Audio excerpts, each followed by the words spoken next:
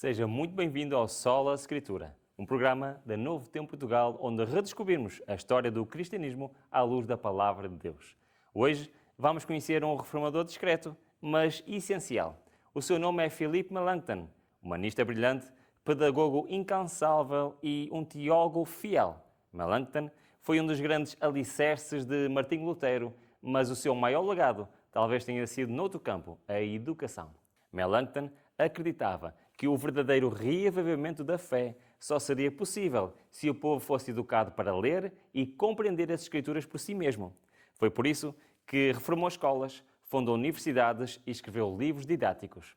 A ele devemos um modelo das escolas protestantes que ainda hoje influenciam o mundo. Neste episódio, vamos explorar a sua vida, os momentos-chave do seu ministério e, sobretudo, a doutrina que ele promoveu com tanta paixão, a educação, como instrumento de Deus para a salvação e transformação da sociedade. Fique connosco e mergulhe nesta jornada. O programa Sola Escritura está a começar.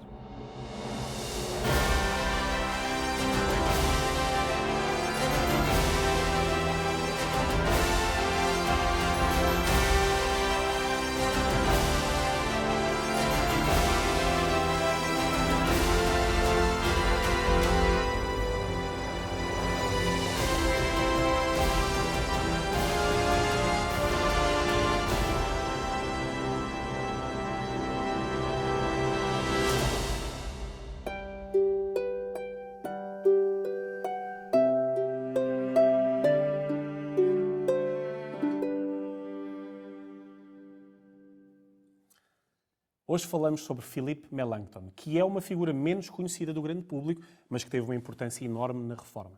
Mas antes de falarmos da sua obra, Ruben, conta-nos quem foi Philippe Melanchthon e como é que começa a sua história. Então, Philippe Melanchthon nasceu a 16 de fevereiro de 1497, numa pequena cidade de Bretten, no sul da Alemanha. Ele era o filho mais velho de um respeitado armeiro e da filha do presidente da Câmara da própria cidade.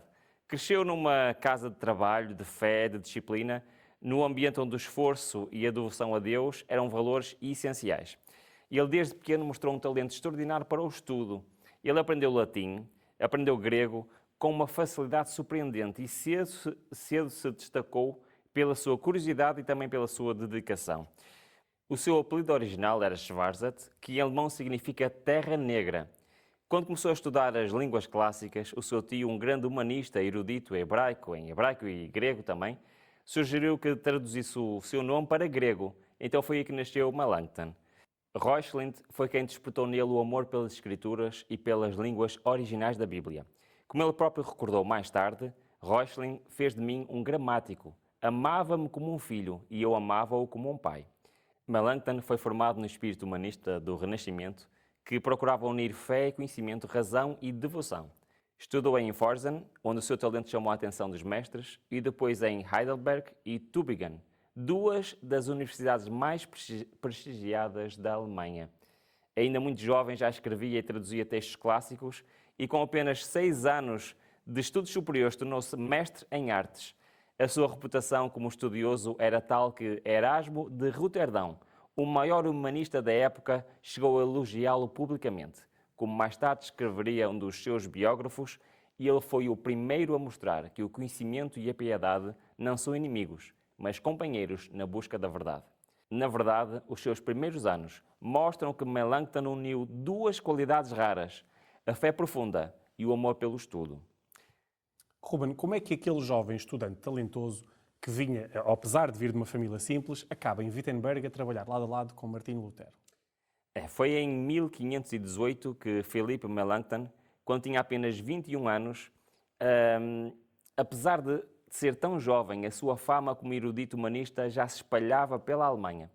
A Universidade de Wittenberg, onde Lutero era professor, procurava um novo professor de grego e o príncipe eleitor Frederico o Sábio recomendou-o. Assim, no verão desse ano, o jovem Melanchthon chegou a Wittenberg. Era tímido, era de pequena estatura, com uma voz suave, mas logo impressionou todos com o seu domínio das línguas antigas e com a clareza das suas explicações. O biógrafo George Wilson descreve essa chegada de forma muito viva. Era um rapaz de aparência frágil, com olhos brilhantes e uma mente cheia de luz. falava com uma simplicidade encantadora e os estudantes ficavam em silêncio, como se temessem perder uma palavra. E foi lá que ele conhecia Lutero. O encontro entre os dois foi decisivo para a história da Reforma. Lutero viu em Melanchthon um aliado intelectual e espiritual.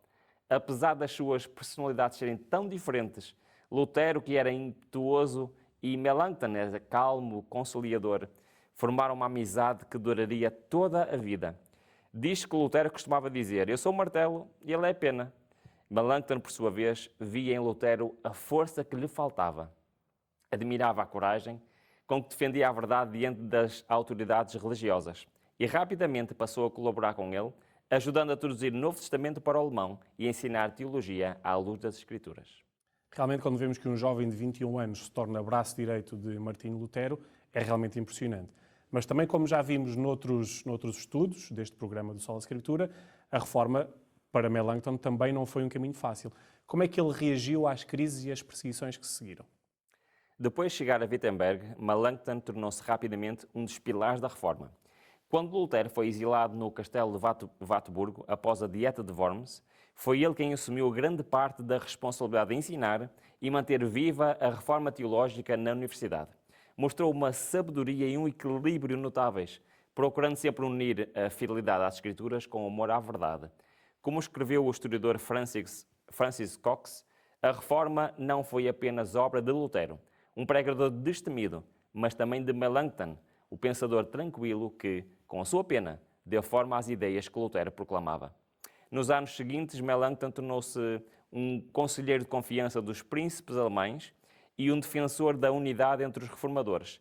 A sua capacidade de dialogar, de ouvir, de encontrar pontos de conciliação fez dele uma figura respeitada e até entre aqueles que não partilhavam as suas ideias. O momento mais importante chegou em 1530, na Dieta de Augsburgo, onde representou os príncipes luteranos perante o imperador Carlos V. Foi Melanchthon que redigiu a Confissão de Augsburgo, o documento fundamental que expressa a fé protestante até hoje. George Wilson descreve esta ocasião assim: enquanto Lutero, isolado no seu retiro, orava com fervor, Melanchthon, em Augsburgo, escrevia a confissão com lágrimas nos olhos, procurando que cada palavra fosse fiel às Escrituras e pacificadora entre os homens. A Confissão de Augsburgo foi apresentada a 25 de junho de 1530 e tornou-se um marco da história cristã. Lutero elogiou profundamente o trabalho de Melanchthon, dizendo que a pena de Filipe tinha preparado o caminho da reforma diante dos príncipes e dos imperadores. Este momento confirmou o papel de Melanchthon como teólogo da reforma. A partir daí, ficou conhecido como o Mestre da Alemanha, um título que refletia não só a sua sabedoria, mas também a sua dedicação ao ensino e à verdade. Ruben, depois então de se destacar como teólogo e autor da Confissão de Augsburgo, Melanchthon passou a dedicar-se à educação. Como é que ele se tornou conhecido como o Mestre da Alemanha? Sim, depois da Confissão de Augsburgo, o Philipp Melanchthon tornou-se uma das figuras mais respeitadas da Europa. A sua influência ultrapassou as fronteiras da teologia e chegou à educação, à ciência e à cultura. A sua visão era clara. A fé precisava ser compreendida e por isso o povo precisava de ser educado. Ele acreditava plenamente que a ignorância era uma das grandes causas da corrupção espiritual que se vivia naquela altura. Por isso ele dedicou grande parte da sua vida à reforma do sistema educativo. Ele escreveu manuais, ele organizou programas escolares, ele ajudou a fundar universidades e escolas por toda a Alemanha. Foi ele quem desenhou o modelo de escolas protestantes, onde se ensinavam as Escrituras, onde se ensinavam as línguas originais da Bíblia, a história e as ciências. E este modelo espalhou-se por toda a Europa e influenciou profundamente o ensino moderno. O historiador Karl Hartford descreveu essa missão com estas palavras: Melanchthon foi o organizador e o reformador das escolas da Alemanha. O seu trabalho como pedagogo não foi menor do que a do teólogo. Por isso, a nação chamou-lo com justiça o Mestre da Alemanha. Melanchthon via a educação como um dom divino, acreditava que o estudo e a fé deviam caminhar juntos e que o verdadeiro conhecimento era aquele que aproximava o ser humano de Deus. A educação é a arma com que se vence a ignorância e se acende a fé. Essa visão fez com que centenas de jovens pastores e professores se formassem em Wittenberg e levassem a luz do Evangelho a toda a Alemanha. Nos últimos anos da sua vida, Philippe Melanchthon era já visto como um dos grandes nomes da Reforma. Por isso, Ruben, o que eu te pergunto agora é como é que foram esses últimos dias de Philippe Melanchthon? Os anos de conflito e a perda de muitos amigos deixaram-no fisicamente debilitado, mas o seu espírito sempre se manteve firme. Francis Cox descreve assim: o rosto de Melanchthon, outrora animado pela energia dos estudos, tornou-se suave e luminoso. Havia nele uma paz que não vinha deste mundo. Em abril de 1560, sentindo que a morte se aproximava, escreveu as últimas palavras que ficariam sobre a sua mesa de trabalho. Não terás que temer, porque foste libertado dos pecados. Passarás da fadiga para o repouso, das disputas deste mundo para a eterna luz. Poucos dias depois, a 19 de abril, Philippe Melanchthon adormeceu em paz aos 63 anos de idade. O seu corpo foi sepultado na igreja do castelo de Wittenberg, lá ao lado de Martinho Lutero, o seu amigo e companheiro de toda a vida. Joseph Stump comenta este momento. Dois homens repousam lado a lado. Lutero, o guerreiro da fé.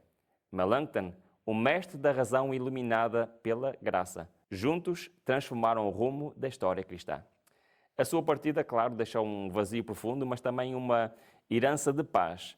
E ele ensinou que a verdadeira grandeza não está em vencer debates, mas em permanecer fiel à fé, à razão e ao amor de Cristo até ao fim. Ruben, ao longo da vida, Philippe Melanchthon marcou profundamente a teologia, a educação e a história da Reforma. Mas qual é, afinal, o seu maior legado? Ele deixou um legado que ultrapassa os séculos. Foi o grande sistematizador da teologia protestante. E foi também o reformador da educação europeia e o consolidador das consciências num tempo de muito conflito. Enquanto Lutero abriu o caminho, Melanchthon construiu as pontes que permitiram a reforma perdurar. A sua visão era equilibrada e profundamente cristocêntrica. Acreditava que a verdade devia ser expressa com clareza e que o conhecimento só tinha valor quando aproximava o homem de Deus. Como escreveu um dos seus biógrafos, o seu trabalho como educador moldou o ensino cristão em toda a Europa. Foi o primeiro a defender que a instrução pública devia estar acessível a todos, ricos e pobres, homens e mulheres, para que cada pessoa pudesse ler a Bíblia por si mesmo. Karl Hartfeld escreve: as escolas de Melanchthon foram o solo onde germinou o pensamento moderno e ele transformou o saber num ministério sagrado. Mas, acima de tudo, o seu legado é espiritual. A sua humildade, a sua paz, a sua confiança na palavra de Deus fizeram dele um exemplo de fé prática. E ele nunca procurou o poder nem glória, apenas procurou a verdade. Ainda hoje, cada escola cristã, cada universidade cristã que valoriza a Bíblia, cada crente que lê as Escrituras com mente aberta e coração rendido, é um testemunho vivo do sonho de Philippe Melanchthon, o sonho de unir a luz do saber com a chama da fé. No programa de hoje temos falado sobre Philippe Melanchthon, o grande educador da Reforma. E se há algo que ele valorizava acima de tudo, era o estudo da Palavra de Deus. Por isso, quero aproveitar este momento para lhe apresentar uma oferta muito especial, a revista O Grande Conflito. Um curso bíblico totalmente gratuito, preparado pela Novo Tempo Portugal. Nesta revista encontra 24 estudos bíblicos que acompanham os temas que estamos a apresentar na série Sola Escritura. Cada lição uma oportunidade para compreender melhor a Bíblia e descobrir verdades que transformam a vida. O estudo correspondente ao tema de hoje é o estudo número 11 e nele vai aprender, à luz das Escrituras, como a verdadeira educação cristã une o conhecimento espiritual, desenvolvimento intelectual, ajudando-o a crescer na fé e na sabedoria de Deus.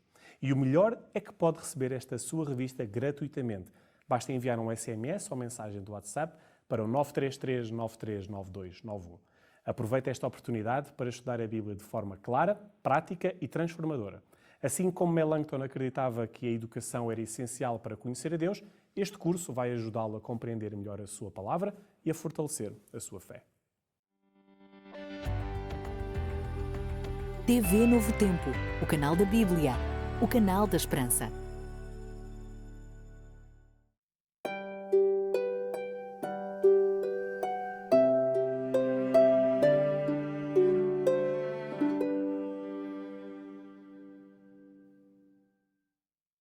Desde os tempos da Igreja Apostólica, a educação teve um papel central na fé cristã. Jesus foi chamado de mestre e os seus discípulos eram conhecidos como aprendizes da verdade. próprio Cristo ensinava nas sinagogas e nas casas, explicando as Escrituras de forma simples e viva. Depois da sua ascensão, os apóstolos continuaram esta missão. Em Atos 19:9 lemos que Paulo ensinava diariamente e exortava os crentes a permanecerem firmes na doutrina. Para os primeiros cristãos, educar era evangelizar. A verdadeira sabedoria começava na palavra de Deus. A igreja primitiva via a educação não como um privilégio de poucos, mas como um dom de Deus para todos os que desejavam conhecer a verdade. Com o passar dos séculos, essa visão foi-se perdendo. A educação cristã foi-se concentrando nas mãos do clero e o estudo da Bíblia tornou-se um privilégio restrito. O povo foi afastado das Escrituras e dependia apenas da interpretação oficial da Igreja. A teologia deixou de ser uma busca sincera pela verdade bíblica e transformou-se num exercício intelectual de tradições humanas. As escolas, que deviam formar discípulos, passaram a formar apenas sacerdotes e doutores, desligados da vida espiritual do povo. Assim cumpriram-se as palavras do profeta Oseias: "O meu povo foi destruído porque lhe faltou o conhecimento." A educação perdeu o seu caráter divino. O mundo mergulhou numa longa noite de ignorância espiritual. Mas com a Reforma Protestante, Deus acendeu novamente a luz da verdade. Martinho Lutero defendeu que cada pessoa devia ter acesso à Bíblia, mas foi Philippe Melanchthon que estruturou essa visão em escolas e universidades. Chamado de o mestre da Alemanha, Melanchthon acreditava que a verdadeira educação começa com o temor do Senhor. Reformou currículos, escreveu manuais e promoveu o estudo das Escrituras para que cada cristão pudesse compreender a palavra por si mesmo. Sob a sua influência, a educação deixou de ser um privilégio de elites e tornou-se uma missão espiritual. O saber e a fé voltaram a caminhar juntos e milhares de jovens foram formados para servir a Deus com a mente e com o coração. O ideal educativo da Reforma espalhou-se rapidamente pela Europa e mais tarde por todo o mundo. As ideias de Melanchthon influenciaram a criação de escolas cristãs, colégios e universidades que uniam o estudo académico à formação moral e espiritual. A educação cristã tornou-se o alicerce da cultura protestante e o estudo da palavra gerou sociedades mais instruídas, justas e conscientes do valor da verdade. Com o passar dos séculos, porém, esse ideal foi novamente enfraquecido. A modernidade separou a fé do conhecimento e a educação tornou-se cada vez mais secular. O saber passou a ser medido apenas pela utilidade e não pelo seu valor moral e espiritual. A Bíblia foi retirada das escolas e substituída por ideologias humanas. Hoje vivemos uma nova forma de ignorância, a ignorância espiritual. A humanidade sabe muito sobre o mundo, mas pouco sobre o sentido da vida. Conhece as ciências, mas esqueceu-se do Criador. O mesmo perigo que ameaçou a igreja medieval volta a ameaçar a geração moderna, o ter escolas cheias, mas de corações vazios. Por isso, a mensagem da verdadeira educação cristã continua atual. A educação que vem de Deus não se limita ao intelecto, mas forma o caráter. Não se contenta em transmitir informação, mas procura restaurar a imagem divina no ser humano. A verdadeira sabedoria é espiritual, prática e eterna. Foi esta visão que inspirou Philippe Melanchthon e que ainda hoje inspira todos os que acreditam que aprender é servir. O seu exemplo recorda-nos que o saber, quando guiado por Deus, torna-se um ato de adoração. Cada escola, cada igreja e cada lar sejam lugares onde o conhecimento e a fé se encontrem e onde o estudo da palavra de Deus seja o maior de todos os privilégios.